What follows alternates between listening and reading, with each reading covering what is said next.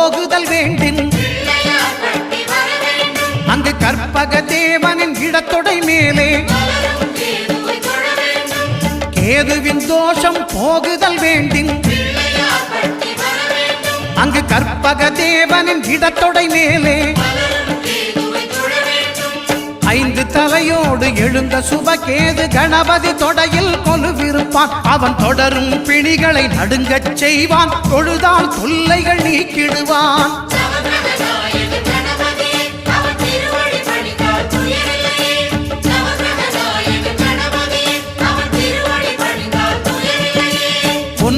கோளும் ஒன்றாய் காண அங்கு கற்பகம் என்னும் கடவுளின் மெய்யில்